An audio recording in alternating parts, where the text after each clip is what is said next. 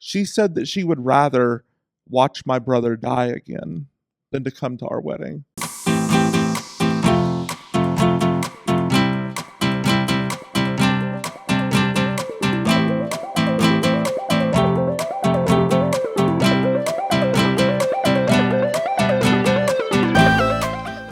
Welcome back to Fishing Without Bait, a lifetime without definitive expectations, where we're continuing our conversation with Merlin and Eamon. Lyndon Johnson was asked once, guys, why poor Republicans voted against their best interest. And his answer was that they were given somebody to look down on, even as low as they thought they were.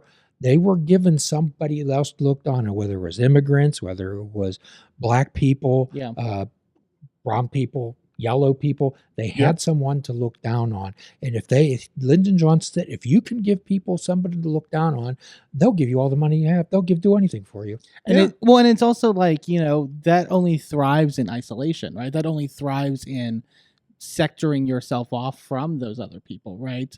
And noticing, like again, going back to that human instinct thing, noticing that like you are, sharing so much in common with people that may have been positioned as those enemies that have, I think, not in a perfect sense, obviously, but I do think like, Merlin's talked about his family upbringing a lot in that regard. I think, and they still have their beliefs, obviously. I do think that like the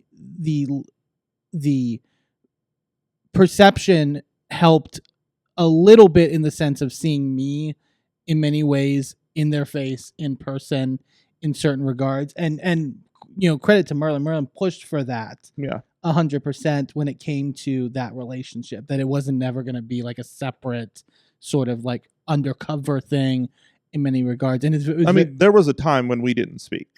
Like I wouldn't have anything to do with them. I said, you are going to respect my husband. You are going to make sure that you refer to him as my husband, or we will not be there. Right. And we had been to events in that community of their sort of church community too as well in many regards. And we had to be undercover. Like he came to my brother's funeral, which was before I was out to my parents and before they knew about anything. But he sat in the back and I sat with my family. By the time my grandmother passed during COVID, he was sat with us. Yeah. And even put me in the program. I know that was such a big sort of thing for both of us. As someone that she was survived by. Yeah. And so I think, and again, it's not going to change everything overnight, obviously, right? But I think I can't, I think of a world in which Merlin didn't push for that and what it would look like. And, again, how more difficult it might be. And I just think that that is the game that is played, as you spoke to, is making the enemy and trying to keep you as far away from that enemy as possible. So do you think, Merlin, that your family might have been embarrassed of that fact, and actually they were more concerned about how they would be perceived by their community by accepting you? I don't think so. Maybe there was some of that in the back of their heads, but my family, right or wrong, they are people of conviction. They believe what they believe because that's what they were taught. And they believe that that is what's right. And they believe it to their core. So it takes a lot of effort to change their minds on things. And I do truly, like my mother, when I told her that we were getting married and invited her to the wedding, she said that she would rather watch my brother die again than to come to our wedding. And she likened it to showing up to trial were I being tried for murder. She said, I wouldn't do that either because I can't support you doing something that evil. And we got past that. She has never apologized for it, but I was able to move on from it because I saw how her heart was changing, specifically in how she treated Eamon. Forgiveness is a gift you give to yourself. Yeah. So most people misconstrue forgiveness. It's not about exonerating the other person. Right. It's not about wiping the slate clean, putting them in a white robe. What it is you identifying those feelings that you're holding and letting them go. Mhm. You don't even have to say the words to the person, No. And I never have. but you can say in your heart, I forgive you. Yeah. Because Jesus forgave everybody. Exactly. Yeah. Well, exactly. and I just realized it was only poisoning me. Like, to hold that resentment, like, I had to let that go. I had to bury it and be done. The Buddha said that's walking around with the resentment's like walking around with a burning coal in your hand. Yeah. It really is. It eats away at you.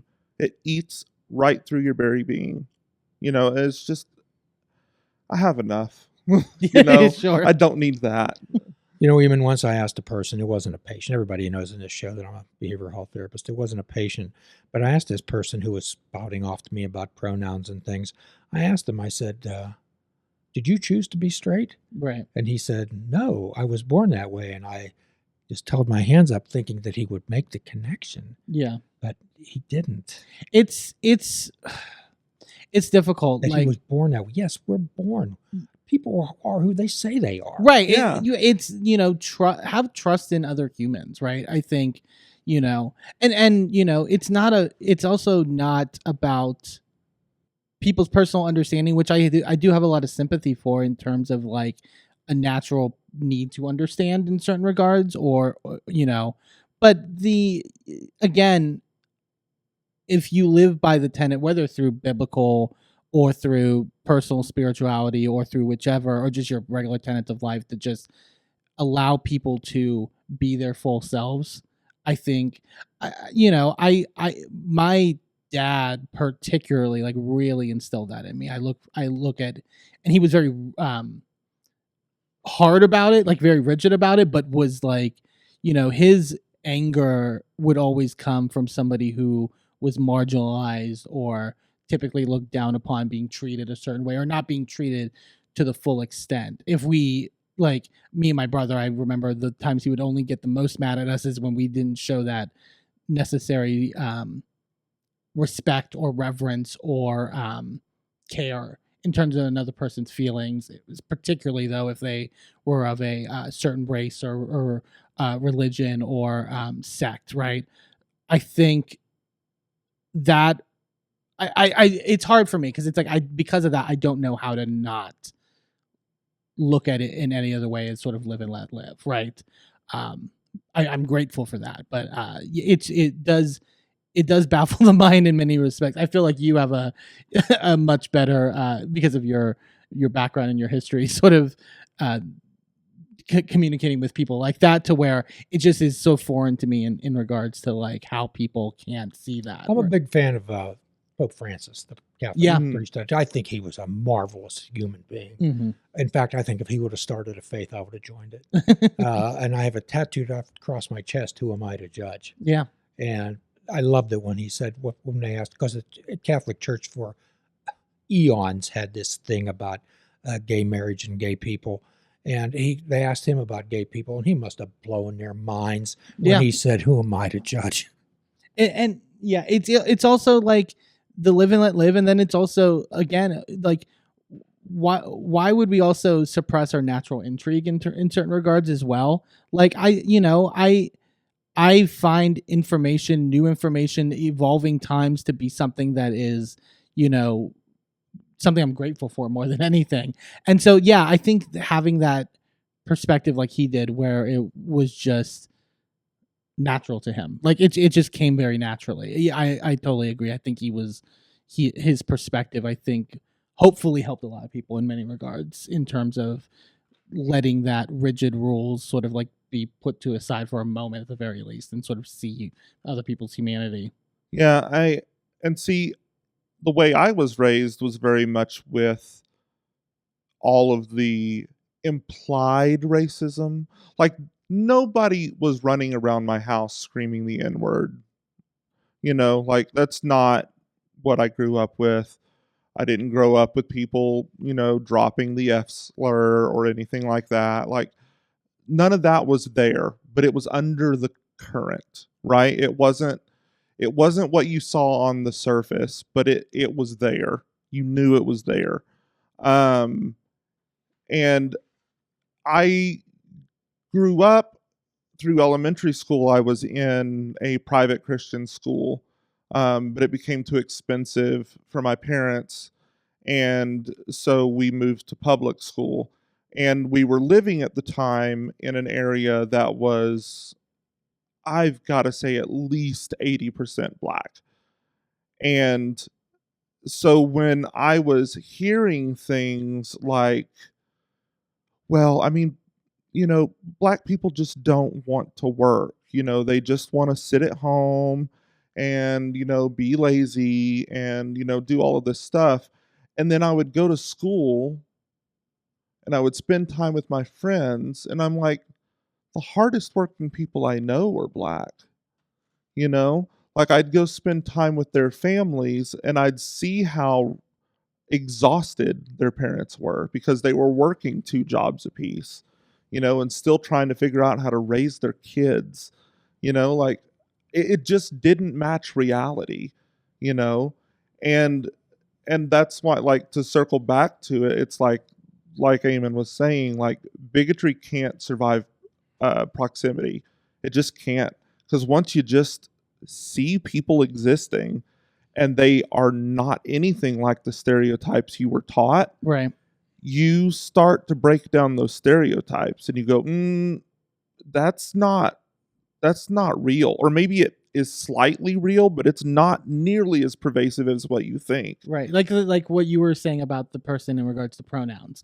Like, I do think there is, I've noticed in communications with some of his family members when we were in Texas, I've seen it as well, where it's like, there is that caricature, right? Where we think we're going to hound you down or like castigate you based off of, not understanding or a mistake or whatever. And it's like, that's just that, like, it's a caricature. It's not accurate when you exist in communities that are, non-binary and in many regards. There's never that, if anything, we can, make the jokes or make the, laugh it off or have the sense of humor or have the, credulousness more than anyone. Right. And it's but the exposure changes that. I've noticed that a lot. Absolutely. There's a lot of people, even people who are, not even further on that spectrum where, they'll like preface things beforehand and be like, I don't not mean a to prejudiced person, but trans people. Sure. Or like, I don't mean to offend or whatever. And it's then like, says the most offensive thing you ever heard. Sure. But like, I think I've seen so much shock when you then engage with a dialogue after that point, right? Like they're almost surprised in that regard. Yeah. Hi, Jim Ellermeyer from Fishing Without Bait, the behavioral health therapist who helps people explode into their lives through full impact mindfulness. As most of you know, I'm in long-term recovery from drug and alcohol addiction, and one of my favorite things to do is have motivational talks at rehabs and various places where I can be of use. Now, contrary to popular belief, 12-step recovery is not about drugs, alcohol, gambling, or the 100 other groups that use 12-step behavioral change techniques. It's about having a change in your thoughts and a change in your actions. If you're interested in having a motivational speaker with interactive audience participation, we would be glad to provide that. The message that can interest people has to have depth and weight. And if you'd care to discuss that with us, if you'd care to discuss that with me, we'd be glad to show you and give you some information and tell you maybe some videos about our behavioral change techniques and how we incorporate that into our talk. You can find out more information from fishingwithoutbait.com. In Appendix 2 in the 12-step book, Appendix 2 is called a religious experience, which explains that most religious experiences are of the educational variety. Mm-hmm. And there's a quote at the end of it by a fellow by the name of Herbert Spencer. He was a contemporary of Charles Darwin, and roughly what it says is, there's a principle which will hold a person in everlasting ignorance, and that principle is contempt prior to investigation. Mm. Yeah, 100%. Here's the way I say that, Merlin. I ask a person, I say, do you like broccoli? No, I hate broccoli. Have you ever eaten broccoli? No. Yeah. It's like, Well, maybe open your mouth and eat a little bit. Maybe you'll like it. Maybe you won't, and you'll be fine. Having a mind of knowledge replaces. When you have a mind of uncertainty, it goes to a mind of anxiety, worry, and fear. Yep. Oh, yeah. And the only way you can replace that is with a mind of knowledge. Mhm. Yeah. But what we ask people is to have an open enough mind to consider possibilities. Yeah. And I think there was with us moving here from Texas, there was so much fear of the unknown, right? We knew that we had to get out of Texas, but we didn't know where to go. And, Eamon was telling me about his friend Sorg that lived in Pittsburgh. And, until I met him at our wedding, I didn't have the solidarity that I needed of, oh no, we will have community there because this person flew across the country to show up for us. And he didn't even know me, And so I knew that coming to Pittsburgh, we would be okay. And we recently took a trip to Canada for wrestling. And I think that took away a lot of the fear of the unknown about Canada too. It's like, I think there's a fear of having to get up and run, but knowing the place we're going, having seen it, having walked on that earth, it's like, oh, it's not that different. We would be okay. We would be able to make it here. Like, it's not that scary anymore. We've pulled back the mystic curtain and we've seen it with our own eyes. We've experienced it and it'll be okay. Not that we're packing our bags tonight or anything, but like, if we have to, I think I feel a lot more comfortable doing that now. Well, I love Pittsburgh. I truly do. However, even though it's designated as a sanctuary city, it is not an absolute bastion of liberalism. No. I mean, you get 3 seconds outside the city limits and it's Scaryville. That was definitely what I was for. That's what I often suggest to people who maybe they bring their trans children to me or the gay children. I often suggest to them, I say, please stay in the city limits. Yeah. It can be very scary just a stone's throw away. We are blessed in the neighborhood that we live in, which is outside of Pittsburgh proper, but still very, very close. It is there are definitely MAGA signs, but there are a lot more pride flags, and there are a lot more homes that actively advertise how accepting and loving that they are. Yeah. And it made it so that we could feel comfortable to be there despite some of the neighbors we have. I also think geography wise too, I also think 100% within the city limits, but also I find the more borough vibe of Pittsburgh and of certain areas in the north, as opposed to Texas, where it's like we lived in Dallas, and Dallas is you're so separate from everyone generally, right? There's not a lot of, unless you actively try, there's not a lot of active community that you can sort of engage with in many regards. Like I like to tell people that the footprint of the Dallas-Fort Worth area, like the greater Dallas-Fort Worth area, is the size of Connecticut. So it's hard to build community like that, Like, it's just spread out and it's urban. Like, all of that is urban. Yeah. Can you imagine all of Connecticut being fully developed? There's no rural areas. There's no forest.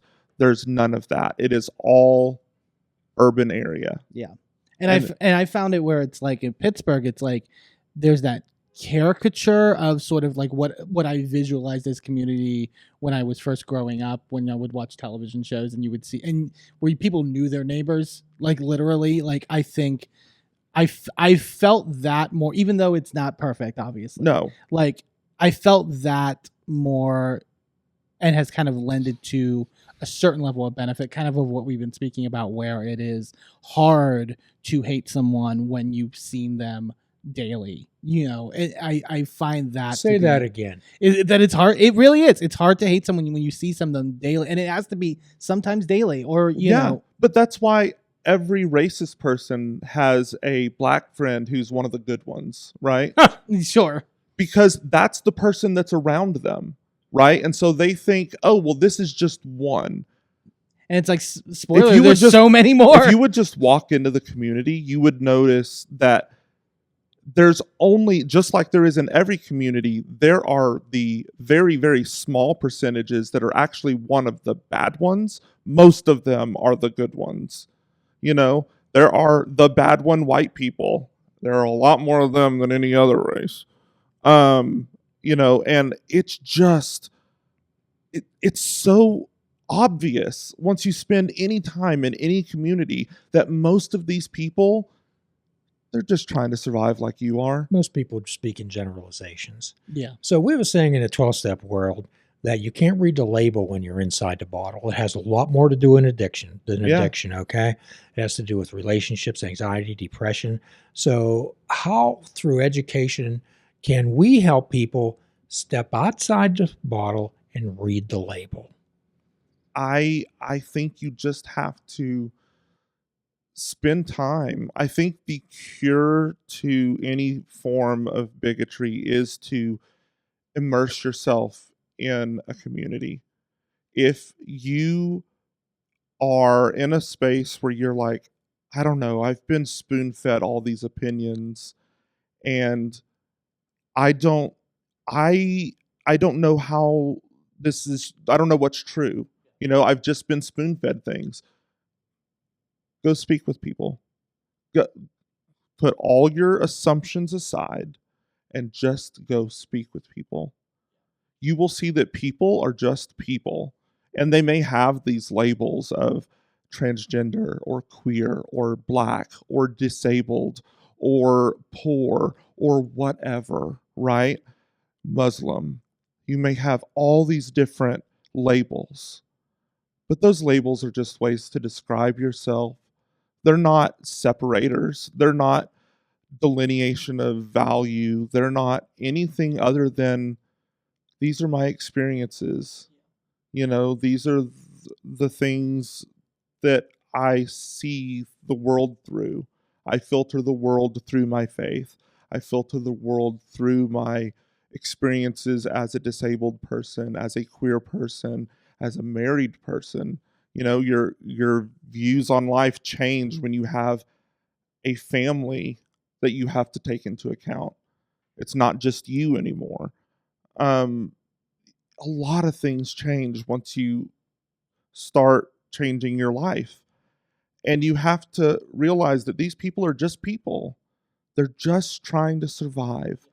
So go learn what they've been through as a community and as individuals, because that will really open your eyes to how you have no clue how the world works. We're coming back next week. We're coming back next week to continue our conversation with Merlin and Eamon. And I know you're waiting for this, a free prescription. Fruits, nuts, and vegetables. Unplug your television and take up fishing. And for a truly mindful experience, we strongly suggest you fish without bait. Do a kindness for yourself and do a kindness for another. Forgive yourself and forgive another. If we're all not God's children, and none of us are, till all are free, none are free. Namaste, my friends. Please check out our website at fishingwithoutbait.com, where you can listen to the show, comment on our discussions, and find out where you can subscribe to our podcast. If you're interested in flying the colors of Fishing Without Bait, click the shop icon on our website. We have clothing, mugs, cell phone cases, and so much more. Show the world that you fish without bait. This show is a member of the Sorgatron Media Podcast Network. Find out more at sorgatronmedia.com.